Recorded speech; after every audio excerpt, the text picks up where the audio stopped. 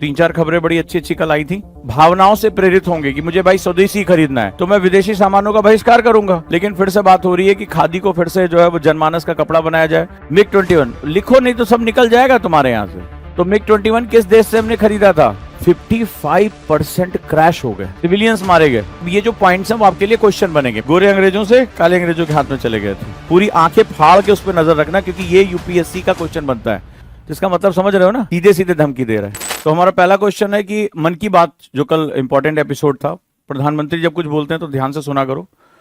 प्रधानमंत्री द्वारा बताए गए वोकल फॉर लोकल, सुबह मैं डिस्कशन कर रहा था न्यूज़पेपर की क्लास में। वोकल फॉर लोकल सिद्धांत को किस ऐतिहासिक आंदोलन की निरंतरता के रूप में समझा जा सकता है? किस हिस्टोरिकल इवेंट के रूप? कोई कुछ नहीं बोलेगा, सिर्फ अपनी कॉपी में ABCD जो आपको मन में आ रहा है वो आपको लिखना है। दैट इज जो भी आपका आंसर उसके बारे में 3 पॉइंट लिखने हैं। डिफाइन करो आंसर। स्वदेशी आंदोलन 3 पॉइंट लिखो फटाफट। तो वोकल फॉर लोकल की जड़ें 1905 के स्वदेशी आंदोलन में है। क्या हुआ था उस समय? कौन सी घटना हुई थी? करजन ने उस समय बंगाल का विभाजन किया था। क्यों किया था? क्वेश्चन लिखते जाओ, ये तुम्हारा काम है। क्वेश्चन, बंगाल का विभाजन क्यों किया था? क्या उस समय का जो है पॉलिटिकल सिचुएशन थी? सभी लोग फटाफट। और हर दिन सुबह यही होगा, अब 9:15 बजे से यही काम शुरू होगा। आप 45 मिनट न्यूज़पेपर पढ़ेंगे, 1 घंटे में क्वेश्चन कराऊंगा, बात खत्म, पैसा हजम, ठीक। उसके बाद क्लास शुरू होगी। तो उस समय विदेशी कपड़ों का बहिष्कार किया गया था। आगे चलकर गांधी ने इसी को क्या किया था? अपने चरखा आंदोलन और इन सब के साथ जोड़ लिया था, ठीक है। और स्थानीय उद्योगों का समर्थन करने की ओर पहला प्रयास था कि भारतीय कपड़े, भारतीय चीजें, विदेशी कपड़ों की होली जलाई गई थी, विदेशी सामानों की होली जलाई गई थी, और स्वदेशी की तरफ आगे गए थे। इकोनॉमी जो थी ब्रिटेन की, वो भारत को उसने बाजार बना दिया था, और भारत के बाजार पे वो कब्जा करके वो भारतीयों का शोषण कर रहा था। यहां से सारा पैसा कहां जा रहा था? इंग्लैंड की तरफ जा रहा था। तो हमने सबसे पहले यहां पर हमने क्या किया, जो है सिंबॉलिक रूप में ही तमाम तरह से जो है ब्रिटेन के बाजार को खत्म करने का प्रयास शुरू कर दिया। तो आत्मनिर्भरता की तरफ, यानी सेल्फ रेजिलिएंट की तरफ हमारा ये पहला कदम था। और आज प्रधानमंत्री ने कल मन की बात में, इससे पहले भी जब GST में शाम को 5 बजे वो आए थे, उन्होंने कहा था कि अभी जिस तरह से वैश्विक ताकतें भारत के ऊपर अपना प्रभाव डाल रही हैं, भारत को क्या करना होगा? आत्मनिर्भर होना होगा। भारत को उन्होंने कहा कि जब आप स्वदेशी की मांग करेंगे तो स्वदेशी का उत्पादन अपने आप शुरू होगा, लोग आगे बढ़ेंगे, प्रोत्साहन मिलेगा। जो हमारे MSMEs के कारीगर हैं, इंडस्ट्री है, उनको क्या मिलेगा? बूस्ट मिलेगा। और इसी को देखते हुए तमाम कंपनियों ने स्वदेशी का क्या करना शुरू कर दिया है? लोगो लगाना शुरू कर दिया कि ये भारत का बना हुआ है। देखो, इकोनॉमी जो है, सुबह भी हमने डिस्कशन किया था, इकोनॉमी पॉलिटी के बिना और सोसाइटी के बिना नहीं चलती है। इसका सबसे अच्छा एग्जाम्पल यही है। सुबह समझाया था ना कि इकोनॉमी, पॉलिटी और सोसाइटी आपस में क्या करते हैं? डोमेन को इंटरडिपेंडेंट रूप में रखते हैं। तो अब आप देखिए, जब समाज में लोग भावनाओं से प्रेरित होंगे कि मुझे भाई स्वदेशी खरीदना है तो मैं विदेशी सामानों का बहिष्कार करूंगा। तो जब मेरे यहां लोगों की डिमांड आएगी तो फिर क्या होगा? आगे बढ़ेगा। फॉर एग्जाम्पल, जैसे कपड़ों में हम खादी पहनना शुरू कर दें तो उससे हमारे डोमेस्टिक इंडस्ट्री को बूस्ट मिलेगा। अब लिखो, खादी क्या है? खादी ग्रामोद्योग क्या है? ग्रामोद्योग के रूप में देखा जाता है खादी को। माना जाता है कि ग्रामीण अर्थव्यवस्था का सबसे मुख्य केंद्र, गांधी ने भी आगे बताया था। गांधी भी जब चरखा काटने लगे तो गांधी ने ही क्या कहा था कि ग्रामीण अर्थव्यवस्था के लिए खादी बहुत महत्वपूर्ण है। लेकिन आजादी के बाद हमारे यहां धीरे धीरे वो गायब हो गया। वो आजादी के आंदोलन में जो गांधी जी, चरखा सब किनारे हो गए, नोटों पे, फोटो पे सब किनारे हो गया। लेकिन फिर से बात हो रही है कि खादी को फिर से जो है वो जनमानस का कपड़ा बनाया जाए। हम एक एक चीज में धीरे धीरे स्वदेशी की तरफ जाएं। जब हम डिमांड ऐसी करेंगे तो सप्लाई अपने आप आनी शुरू हो जाएगी। और भारत सरकार ने कई मुद्दों पे काम करना शुरू कर दिया। इससे पहले की क्लास जब मैंने आपसे कहा था कि जो तेजस है, तेजस तो लाइट जो हमारा एयरक्राफ्ट है जिसको DRDO बनाता है, उसको जो है लगभग 64,000 करोड़ रुपए का हमने क्या किया? ऑर्डर किया है। भारत सरकार ने ऑर्डर किया है, मिनिस्ट्री ऑफ डिफेंस ने, MOD ने उसको किया। पढ़ाया था, ब्लू कलर से छपा हुआ था किनारे की तरफ, याद है? ठीक है। तो उसमें क्या हुआ? ऐसा क्यों हुआ? क्योंकि आपको पता होगा कि परसों एक और घटना हुई थी। हमने MiG-21 खरीदे थे। MiG-21 लिखो नहीं तो सब निकल जाएगा तुम्हारे यहां से। MiG-21 60 सालों की सर्विस के बाद भारत से उसके स्क्वाड्रन रिटायर हो रहे हैं। तो अचानक से भारत में जितने भी मिनिमम हमें जहाज चाहिए उससे हम कम जा रहे हैं। लेकिन MiG-21 को एक नाम दिया गया था, उड़ता हुआ ताबूत। MiG-21 के जो आंकड़े परसों में पढ़ रहा था वो इतने डरावने थे। वहां पर यह बोला गया कि आधे से ज्यादा क्रैश हुए थे। हमारे कितने पायलट मारे गए इसमें। तो मिग 21 किस देश से हमने खरीदा था? रशिया से। और अब आप देखिए हमारे यहाँ नेताओं की जो, या हमारे पॉलिटिक्स की गंदगी, कि वो बहुत पहले ही खराब हो चुके थे, उसके बाद भी हमारे जो है जवानों से उड़ाने के लिए कहा गया था। 55% क्रैश हो गए, और उसमें हमारे इतने बेहतरीन पायलट मारे गए कि आपको क्या बताएं। सिविलियंस मारे गए कि मिग 21 जो उड़ाएगा वो मारा जाएगा किसी ना किसी फ्लाइट में खुद ही। तो भारत को दुश्मनों ने, हमारे पायलट को आज तक दुश्मनों ने नहीं मारा जितना हमारे अपने जहाजों ने मार दिया और पॉलिटिक्स ने मार दिया। हमें फुर्सत नहीं थी। अब भारत सरकार के सामने एक बड़ी दिक्कत आ गई है, हमारे जो स्क्वाड्रंस हैं, जो हमारा स्क्वाड्रन मतलब जो पूरा जहाजी बेड़ा होता है, वो जितनी रिक्वायरमेंट उससे काफी कम है इस समय। तो भारत सरकार को बड़े पैमाने पर खरीदारी करनी है, लेकिन बहुत अच्छा मौका है कि अब हम बनाने लगे। जैसे कल की एक और घटना है इसी में, मेक इन इंडिया के 10 साल पूरे हो गए, ठीक है, और 10 साल में भारत ने जो ये मजाक उड़ता था भारत कुछ नहीं बना सकता था, भारत ने बना लिया। तो 10 साल ये बहुत इंपॉर्टेंट। अब ये जो पॉइंट्स हैं वो आपके लिए क्वेश्चन बनेंगे। मेक इन इंडिया के 10 साल पूरे हो गए, तो क्या क्या किया हमने, किस क्षेत्र में आत्मनिर्भर होने की तरफ कदम बढ़ाया है। शुरुआत में हमारा बहुत मजाक उड़ा था कि भारत कुछ बना ही नहीं सकता, मेड इन इंडिया को मेक इन इंडिया कर दिया, बट अब हमें उसके परिणाम दिखने शुरू हो गए हैं। तो पॉलिसी में कई बार जो है चेंजेस बहुत लंबे समय में आते हैं। क्लियर? तो इन सब चीजों को आप लिखते रहिएगा। गांधी जयंती पर खादी के महत्व को रेखांकित करते हुए प्रधानमंत्री ने बताया कि पिछले 11 वर्षों में आकर्षण बढ़ा है। इसका सबसे महत्वपूर्ण नीतिगत प्रभाव क्या माना जा सकता है? खादी, खादी यानी स्वदेशी कपड़ा हमारा, ठीक है, हर चीज में उसको इस्तेमाल कर सकते हैं। तो आपके हिसाब से 2 अक्टूबर को गांधी जयंती है। अक्सर जनरली होता क्या था देश में, गांधी जयंती के दिन एक पोस्टर लगता था, तुम लोग के यहाँ भी खादी ग्रामोद्योग की दुकान होगी, उसमें 50% डिस्काउंट, 60% डिस्काउंट। तो कुछ पुराने लोग वो खद्दर का एक ही डिजाइन आता था, कुर्ता पजामा और खद्दर वाली जैकेट। तो मॉडर्नाइजेशन इन्होंने किया नहीं, खादी को किनारे कर दिया। अब ये कहते हैं कि इसका क्या महत्व है? निर्यात आधारित कपड़ा उद्योग का तेज विकास, ग्रामीण रोजगार व सतत उत्पादन को बढ़ावा, यानी कि जो है रूरल एम्प्लॉयमेंट और सस्टेनेबल डेवलपमेंट को बढ़ावा, आयातित कपड़ों की खपत बढ़ाना, इंपोर्ट जो है हमारे कपड़े जो इंपोर्टेड उनकी जो है कंजप्शन को बढ़ाना, या केवल बड़े उद्योगों की क्षमता विस्तार करना, यानी कि जो बड़े बड़े जो जहां पर इंडस्ट्री जो है डेवलप हो रही है कपड़े के उद्योग, उनको बहुत बड़ा करना। आपके हिसाब से क्या आंसर होना चाहिए? कॉपी में लिखो। आंसर इज बी, क्योंकि अभी हमने डिस्कशन किया कि खादी क्या है, ग्रामीण उद्योग का कोर बेस है, ठीक है। इसीलिए 1947 में जब हम आजाद हुए तो हम सिर्फ आजाद हुए, ठीक है, हम और इससे ज्यादा आजाद भी क्या हुए, गोरे अंग्रेजों से काले अंग्रेजों के हाथ में चले गए थे। तो खादी का आकर्षण बढ़ना केवल कपड़ों की पसंद ही नहीं बल्कि ग्रामीण रोजगार। दूसरा, टिकाऊ, टिकाऊ उत्पादन का मतलब क्या होता है? सस्टेनेबल है, यानी इसमें कुछ ऐसे फैब्रिक नहीं। आजकल आपने देखा होगा लड़कियों में एक लेगिंग्स पहनने का बड़ा चलन बढ़ गया है। अब उस लेगिंग्स में कभी उसका सभी लोग लगभग पहनते हैं, या लड़के भी आजकल पैंट वाली फ्लेक्सिबल इलास्टिक पढ़ना, उसमें पढ़ना, उसमें क्या होता है, लाइक्रा होता है उसमें, लाइक्रा पढ़ना, LYCIRA, लाइक्रा। वो फ्लेक्सिबल नहीं होता, बड़ा रबड़ जैसी जीन्स होती है, रबड़ जैसे कपड़े होते हैं, लेगिंग्स पहनते हैं लड़कियां कंफर्टेबल के नाम पे, हेल्थ के लिए बहुत नुकसानदायक। उसमें लाइक्रा होता है, इलास्टिक होता है, प्लास्टिक और रबड़ कंपोनेंट डाला जाता है, यानी वो सिंथेटिक होता है, सिंथेटिक होता है वो। यानी अगर आप उसको फेंक दोगे, अगर जो है कपड़ा यूज करने के बाद, तो वो इको फ्रेंडली नहीं है। It take lot of time to decompose, उसका अपघटन होने में बहुत समय लगेगा, just because of lycra and elastic and plastic content. जबकि खादी क्या है, 100% नेचुरल है, ये डिकम्पोज होकर खाद बन जाएगा। पर्यावरण हितैषी का विकास का प्रतीक है।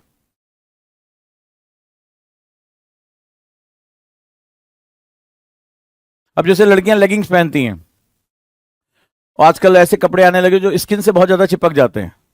पहले हमारे यहाँ जैसे सलवार पैजामा ये सब पहनने का, बिकॉज भारत जो है उष्ण कटिबंधीय क्षेत्र है, ठीक है, हो सकता है उसको पहनने से वर्किंग लोगों को आराम मिलता हो, कुछ भी है, इजी टू वियर है, ठीक है। लेकिन क्या होता है, अब जरा ध्यान से देखो, मान लीजिए आप 8 घंटे उसको पहन के रखते हो, और आजकल जिम उम में तो और भी ज्यादा अजीबोगरीब टाइप के कपड़े लोग पहनने लगे हैं, या इस तरह से।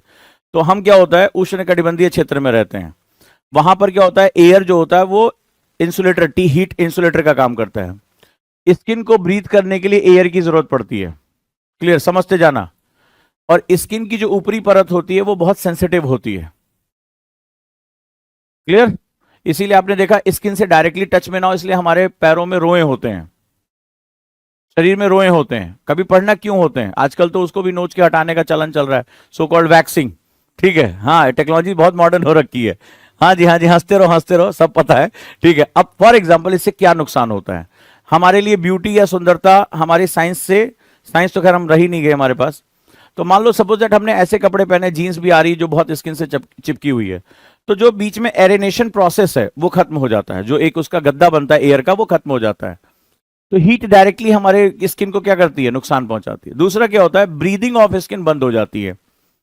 तो ब्रीदिंग ऑफ स्किन यानी कि हवा जो है, आप जो स्किन आपकी सांस लेती है वो दम घुट जाता है, क्योंकि वो क्या होता है, वो इतना पतला महीन कपड़ा होता है इलास्टिक और प्लास्टिक के साथ, वो क्या करता है जाके मसल्स पे चिपक जाता है।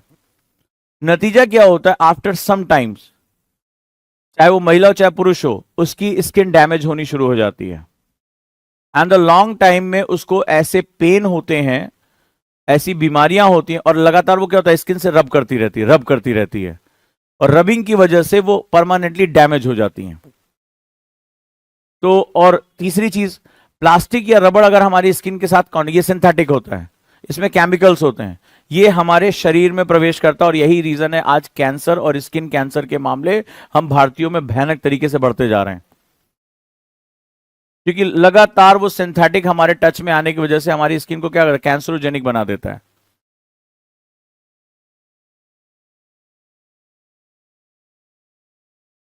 महिलाओं में ऐसे बहुत, अभी स्टडी हो नहीं रही, बहुत सी ऐसे बीमारियां हैं ओवरी से रिलेटेड, पीसीओडी से रिलेटेड, ये सब उन्हीं कपड़ों की वजह से आ रहा है, जो कांस्टेंट उनके ऑर्गन्स के ऊपर लगातार प्रेशर बनाए हुए हैं।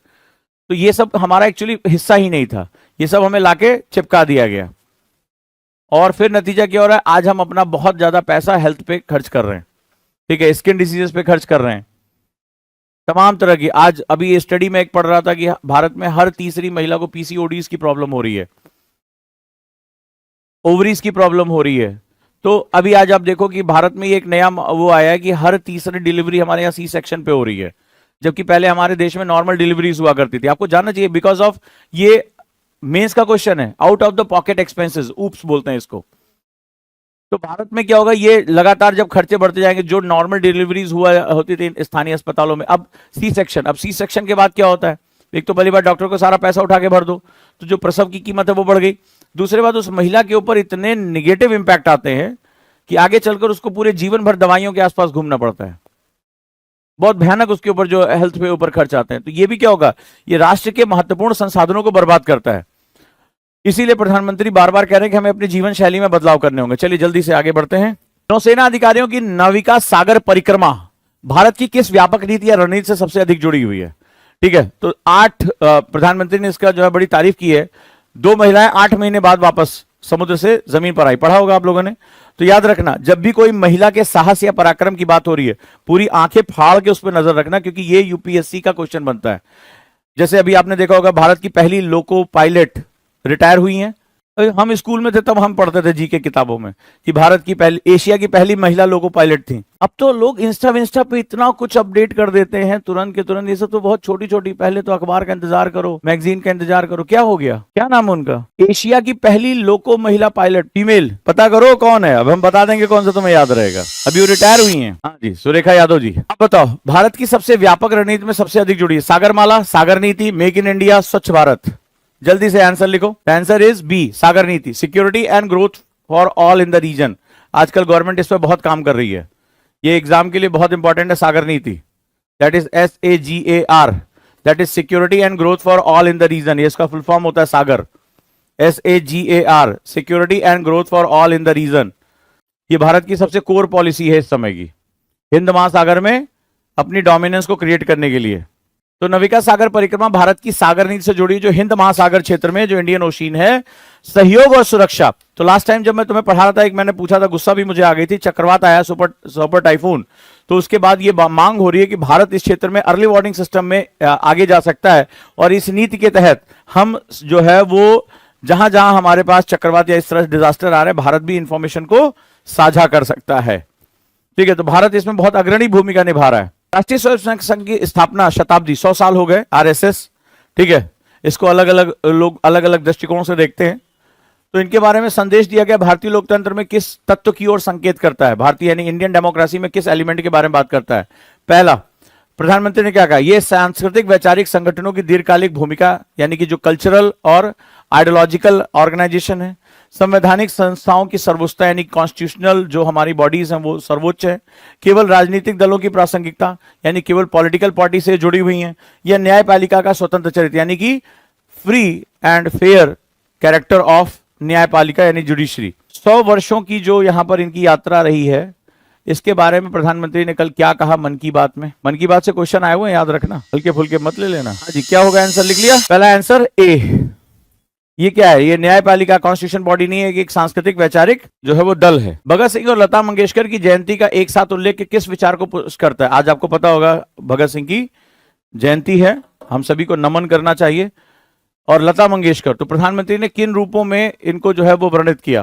पहला, राजनीतिक क्रांति और सांस्कृतिक राष्ट्रवाद का संगम, ठीक है। केवल स्वतंत्रता संग्राम की परंपरा, यानी कि फ्रीडम स्ट्रगल के बारे में बात हो रही है। भारतीय सिनेमा की आर्थिक भूमिका और भारत के औद्योगिक विकास का आधार। ए, राजनीतिक क्रांति। भगत सिंह को किस लिए जाना जाता है? राजनीतिक क्रांति। और लता मंगेशकर को सांस्कृतिक राष्ट्रवाद। ऐ मेरे वतन के लोगों, ठीक है, तुम खूब लगाओ नारा। तो ये गाना किसने गाया था? लता मंगेशकर जी ने। और लता मंगेशकर जी के गानों का एक बहुत ही गहरा जो है प्रभाव रहा है, तो इसको सांस्कृतिक राष्ट्रवाद यानी कल्चरल नेशनलिज्म कहा जाता है। नेशनलिज्म के कई रूप होते हैं, यहां पर नेशनलिज्म क्या है? पॉलिटिकल है। यहां पर क्या है? कल्चरल, यानी अपने गानों के माध्यम से, अपने सिनेमा के माध्यम से राष्ट्रवाद को बढ़ावा देना। ऐसे मनोज कुमार जी उनको भारत कुमार कहा जाता था कि मेरे देश की धरती सोना उगले उगले। तो उनकी पूरा पश्चिम, उपकार, ये सारी मूवीज क्या करती थी? सोशल मैसेज देती थी। वर्ल्ड फूड इंडिया 2025 में 1 लाख करोड़ रुपए से अधिक निवेश प्रतिबद्धताओं का मुख्य राजनीतिक महत्व क्या है? तो वर्ल्ड फूड इंडिया, ठीक है, एक बहुत बड़ा एक रिपोर्ट आई है वर्ल्ड फूड इंडिया की 2025 में, परसों आई थी, पढ़ तो लिया ही होगा तुम लोगों ने, ठीक है। तो उसमें 1 लाख करोड़ रुपए से जो है भारत में निवेश करने की बात हो रही है, क्योंकि भारत को एक बहुत उभरता हुआ कृषि बाजार बताया जा रहा है। जीएस पेपर 3 से रिलेटेड है ये, अगर मेंस में जाओगे तो ये रिपोर्ट पढ़ लेना, राइट, नहीं पढ़ पा रहे तो यहां ध्यान दे देना। तो 1 लाख करोड़ रुपए से अधिक निवेश प्रतिबद्धताओं का मुख्य राजनीतिक महत्व क्या है, यानी इसका पॉलिटिकल ओरिएंटेशन क्या है? क्योंकि इस समय हमें अमेरिका से जो हीट आ रही है वो कहां से आ रही है? हमारे फूड सेक्टर पे आ रही है। तो केवल विदेशी निवेश आकर्षित करना, यानी फॉरेन डायरेक्ट इन्वेस्टमेंट को बुलाना अपने यहां। भारत को वैश्विक खाद्य आपूर्ति श्रृंखला में केंद्रीय स्थान देना, यानी कि जो ग्लोबल अप स्ट्रीमिंग और डाउन स्ट्रीमिंग उसमें सेंटर पोजीशन पे लाके खड़ा कर देना। कृषि आयात को बढ़ाना, यानी एग्रीकल्चर इंपोर्ट को इंक्रीज करना। केवल बड़े शहरी उपभोक्ताओं की जरूरतों को पूरी करना, ठीक है, यानी कि जो शहर के उपभोक्ता जिनको खाद्य पदार्थ, क्योंकि गांव में तो खाद्य पैदा होता है, लेकिन शहर में क्या होता है? महंगाई लगातार बढ़ रही है, फूड इन्फ्लेशन लगातार बढ़ रहा है। तो ऐसी कंडीशन में जो शहरी उपभोक्ता है, क्योंकि शहर क्या है? वो इकोनॉमिक ग्रोथ का इंजन है, तो क्या इसका पर्पस जो है कि 1 लाख करोड़ रुपए लगाकर भारत के जो शहरी क्षेत्र है वहां लिवलीहुड कॉस्ट को मेंटेन करके रखना, ताकि शहर जो है ग्रोथ इंजन के रूप में आगे बढ़ते रहे। तो 4 में से क्या ऑप्शन आपके हिसाब से बना लिया? ठीक है, वैश्विक खाद्य श्रृंखला, क्योंकि ये लगातार ये हो रहा है। यूक्रेन जो था पहले अपनी बहुत इंपॉर्टेंट पोजीशन रखता था, उसके बाद अब ये चेंज हो गया है। यूक्रेन वॉर में चला गया, रशिया वॉर में चला गया, और यूक्रेन और रशिया के पास शर्नोजेम बोलते हैं उसको, एक बहुत बड़ा स्टेपी रीजन है, घास का मैदान। तो अब भारत की उम्मीद की जा रही, क्योंकि दोनों वॉर जोन में है, तो वो अब आपूर्ति खाद्य श्रृंखला से हट चुके हैं। और ऐसे ही चाइना जो है वो कोविड-19 के बाद से उसके ऊपर भी एक उसके खाद्य पदार्थ को लेकर एक दिक्कत आई है। अमेरिका जिस तरह से संरक्षणवाद की तरफ जा रहा है, माना जा रहा है कि वो आपूर्ति श्रृंखला को डिस्टर्ब करेगा। तो अगला जो सबसे बड़ी भूमि है वो किसके पास है? खेती की, भारत के पास है। तो इसीलिए 1 लाख करोड़ रुपए, ये बहुत बड़ी चीज है कि एग्रीकल्चर में हमारे निवेश ही नहीं आता था। तो ये भारत को सेंट्रल पोजीशन पे लाने की कोशिश हो रही है कि भारत जो है खाद्य पदार्थों की आपूर्ति श्रृंखला का हिस्सा बन चुके। यूक्रेन बाहर हो गया, रशिया बाहर हो गया, ठीक है, अमेरिका अपनी नीतियों से परेशान है, तो भारत के पास अब बहुत अच्छे चांस है कि वो कुछ अच्छा कर सकता है। खाद्य प्रसंस्करण क्षेत्र में निवेश से 64,000 प्रत्यक्ष नौकरियों की घोषणा को किस व्यापक राष्ट्रीय नीति से जोड़कर देखा जा रहा है? एग्जाम में आ चुका है, आत्मनिर्भर भारत और make in India, digital India, startup India. तो खाद्य प्रसंस्करण यानी फूड प्रोसेसिंग में जो ये निवेश आ रहा है, 64,000 नौकरियां, 64,000 करोड़ जो ये टोटल जो है पैदा हो रही हैं, वो कौन से प्रोग्राम एंड पॉलिसी को इफेक्ट करेगा? जल्दी बताओ, दिल से बताओ। और ये चारों के चारों क्वेश्चन है, इनके बारे में पढ़ लेना। तो क्वेश्चन पीवाईक्यू का पर्पस क्या होता है? क्वेश्चन के अंदर क्वेश्चन ढूंढना। ये मत सोचना कि इसका आंसर लिख के हम बहुत चौड़े हो गए, नहीं। जो पहले क्वेश्चन में जो चारों पार्ट थे ना, चारों पार्ट आए हुए हैं। तो पीवाईक्यू पढ़ने का ये भी तरीका होता है। अब ये भी तुम्हारा एग्जाम में आया हुआ है, ये तो आया हुआ है ऑलरेडी, इस साल फिर आने की इसकी संभावना है, क्योंकि 10 साल मेक इन इंडिया के पूरे हो रहे हैं।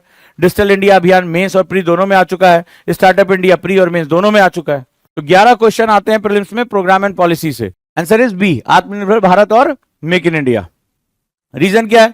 भारत ज्यादातर खाद्य पदार्थों के उत्पादन में या तो टॉप 1 पे है, टॉप 2 पे है, लेकिन हम वही देश हैं जो 40% अपना खाद्य बर्बाद कर देते हैं। बड़ा अजीब सा पैराडॉक्स है। भैंसों के दूध के उत्पादन में नंबर 1, फलों के उत्पादन में नंबर 2, सब्जियों के उत्पादन में नंबर 3, और 40% हमारे यहाँ खाद्य पदार्थ बर्बाद हो जाता है just because of lack of food processing. तो फूड प्रोसेसिंग इंडस्ट्री क्या करती है? सेल्फ लाइफ बढ़ा देती है। क्वेश्चन आया हुआ 2013 का, सेल्फ लाइफ इंक्रीज कर देती है। अंडमान बेसिन, बहुत बड़ी खबर आई थी कल, आपको पता होगा, ऑफिशियली इसकी एक वीडियो भी रिलीज हुई। हरदीप पुरी साहब, अभी तो क्वेश्चन मेरे हाथ से निकल गया, अभी तो मैं क्वेश्चन पूछना, पेट्रोलियम मंत्री है कौन हमारे यहाँ? कई लोग इसी सन्नाटे में। हरदीप पुरी साहब हमारे पेट्रोलियम मंत्री, याद रखिएगा। तो बहुत बड़ी खोज हुई है, जरा इसको समझिएगा। अंडमान बेसिन में प्राकृतिक गैस की खोज को भारत की ऊर्जा नीति में किस आयाम के लिए सबसे बड़ा मील का पत्थर माना जा रहा है? आपको पता है अंडमान में बहुत बड़ा नेचुरल, आप में से लोगों को नहीं पता होगा, सॉरी मेरी गलती, ये जितना जान लो, आपको नहीं पता होगा, मैं बता देता हूं। अंडमान बेसिन में बहुत बड़ा नेचुरल गैस का भंडार मिला है। ठीक है, भारत अब अपने खनिजों को खोज रहा। अच्छा, ऐसा नहीं है कि 1947 के बाद ये खनिज नहीं थे, मोदी गवर्नमेंट में आया, बेटा खोजने की किसी ने कोशिश ही नहीं की। जो बाहर से मंगाने में और बेचने में जो मजा है ना, वो एक अलग बिजनेस हमारे देश में। आज पता नहीं कहां से सोना भी मिल रहा है, आज रेयर अर्थ मटेरियल भी भारत में मिल गए, आज जो है वो जो है नेचुरल गैस भी मिल रही है, लिथियम के भंडार मिल गए हमें। ये सब कुछ यहीं थे भाई, ये कोई रातों रात थोड़े तैयार हो मोदी जी डाल के चले गए।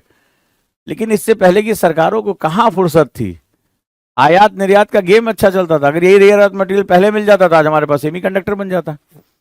चलो, ऊर्जा आयात निर्भरता घटाना और ऊर्जा सुरक्षा बढ़ाना, केवल कोयला उत्पादन बढ़ाना, नवीकरणीय ऊर्जा को हाशिए पर डालना, केवल निजी क्षेत्र को प्रोत्साहित करना, क्योंकि निजी क्षेत्र के पास जाएगा ये। क्या होगा आंसर? अभी तो बहुत आसान आसान ऑब्जेक्ट्स हैं। दैट इज ऊर्जा आयात को निर्भरता घटाना। देखो ऊर्जा के लिए बवाल चल रहा है, रशिया को लेकर बवाल चल रहा है। कल देखो क्या स्टेटमेंट दिया ट्रंप के मंत्री ने कि हमें भारत को ठीक करना होगा। इसका स्टेटमेंट सुनो किस हद तक भाषा कर रहा है।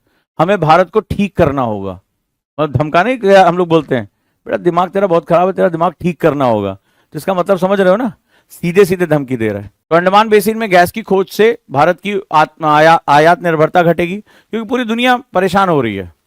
ठीक है, ये आत्मनिर्भरता की दिशा में बड़ा कदम। अच्छा, यही सब सिम्टम जा रहे हैं पूरी दुनिया को।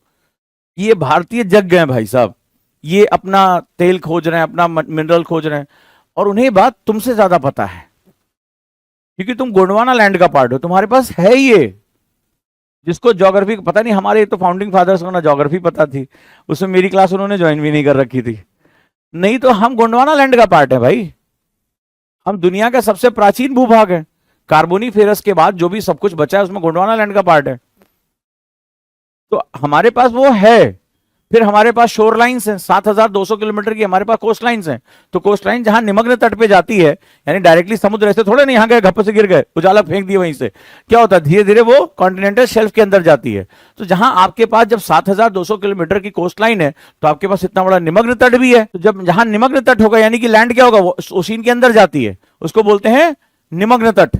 तो ऑब्वियस सी बात है वो खनिज दबे होंगे, और खनिज जब दबे होंगे तो वहां पर ऑब्वियस सी बात है गैस या तेल होगा ही होगा। तुम्हें कभी फुर्सत नहीं मिली खोजने की, क्योंकि जो मजा आयात और निर्यात, हमारे यहाँ बहुत बड़ा बिजनेस है भाई ये आयात और निर्यात का। कई तो मंत्रालय ऐसे थे जिसका मंत्री होने का मतलब ही था कि अब देश का आधा माल अपना। ठीक है, चलो भाई। अंडमान सागर की प्राकृतिक गैस खोज को क्षेत्रीय दृष्टि से किस बड़े भू राजनीतिक चक्र का हिस्सा माना जा रहा है? बहुत इंपॉर्टेंट क्वेश्चन है। ये जो हमने खोजा है वो कितना बड़ा जियोपॉलिटिकल साइकिल का एक इंपॉर्टेंट पार्ट है। ठीक है, क्या सिंबोलिज्म जा रहा है? पहला, हिंद प्रशांत ऊर्जा गलियारा, म्यांमार इंडोनेशिया बेल्ट जिसे हम लोग कहते हैं, तीन को टक्कर दे सकते हैं। यूरोपीय संघ की ऊर्जा नीति, पश्चिमी एशिया के तेल भंडार, या आर्कटिक ऊर्जा खोज। यूरोपीय संघ को हम टक्कर देने जा रहे हैं सीधे सीधे, हम क्योंकि हम वहां से ही तेल ज्यादातर मंगाते हैं, ज्यादातर हमारे पास जो सेगमेंट्स वहां से आते हैं। आर्कटिक ऊर्जा खोज, यूरोपीय संघ की ऊर्जा नीति, पश्चिमी एशिया, सबसे ज्यादा ऑयल डिपेंडेंट किसके ऊपर है? वेस्टर्न एशिया के ऊपर है। तो ये किसका हिस्सा है? हिंद प्रशांत ऊर्जा गलियारा, शायद पहली बार आपने नाम भी सुना होगा इसका। ठीक है, तो ये किस भू राजनीतिक चक्र का हिस्सा है? बना लिया, दैट इज हिंद प्रशांत ऊर्जा गलियारा। क्योंकि हम पूर्वी एशिया के देशों को अपने साथ जोड़ रहे हैं, बड़े भाई की भूमिका में आ चुके हैं हम लोग, बॉस। ठीक है, तो लास्ट एक क्लास में डिस्कशन भी किया था कि भारत क्या बेचेगा, किसको बेचेगा, एक बार डिस्कशन हुई थी ना, तो वो वही उसका एक पार्ट है। हमारे लिए ये जो है हिंद प्रशांत ऊर्जा गलियारा बहुत महत्वपूर्ण है।